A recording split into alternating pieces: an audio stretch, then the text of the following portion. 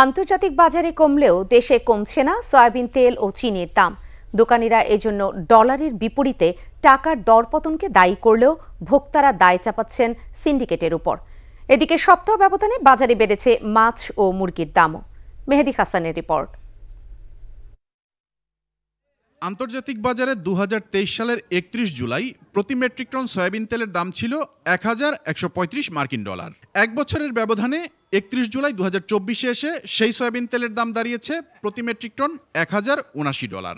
অন্যদিকে খুদ মার্কিন যুক্তরাষ্ট্রের বাজারে প্রতি কেজি চিনি এখন বিক্রি হচ্ছে ৪৪ সেন্ট বা ৫২ টাকায়। অথচ এই দুটি পণ্যই দেশের বাজারে অনেক বেশি দামে বিক্রি হচ্ছে। একমাত্র ওয়ালটন এসি দিচ্ছে ১ বছরের রিপ্লেসমেন্ট গ্যারান্টি। দোকানিরা বলছেন মিল মালিকরা না কমানোয় তারা দাম কমাতে পারছেন না। কোম্পানিগুলো এখনো আগের যে রেটে সেই রেটে আমাদেরকে মাল দিচ্ছে, তেমন কিছু কমে নেই। আমাদের তো ওইখান থেকে যদি ছাড় দেয় তখন তো বাজারে সব জায়গায় থেকে রেট কম হয়ে যাবে। ক্রেতারা বলছেন এ দুটি পণ্যের বাজার গুটি কয়েক কোম্পানির হাতে জিম্মি হয়ে পড়েছে, তাই তারা ইচ্ছে মতো মুনাফা লুটছে।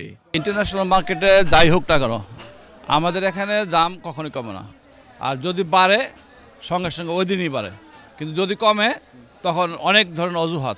এদিকে গত এক সপ্তাহের ব্যবধানে খানিকটা বেড়েছে মাছের দাম। গত সপ্তাহে এই সপ্তাহে একটু মাছের দাম কেজিতে ১০০ টাকা বাড়ছে, যে ওই বন্যার কারণে মানে পানির কারণে মাছ কম ধরা পড়ে। মুরগির দামও বেড়েছে কেজিতে ৫ থেকে ১০ টাকা করে। গত এক সপ্তাহ থেকে আজ পর্যন্ত কেজিতে ব্রয়লার মুরগি ৫ টাকা বাড়ছে আর কক মুরগি ১০ টাকা বাড়ছে। তবে সবজির দামে নেই পরিবর্তন।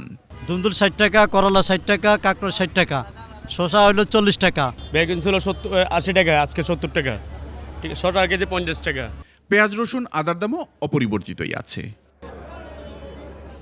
মেহেদী হাসান, ২১ টেলিভিশন, ঢাকা।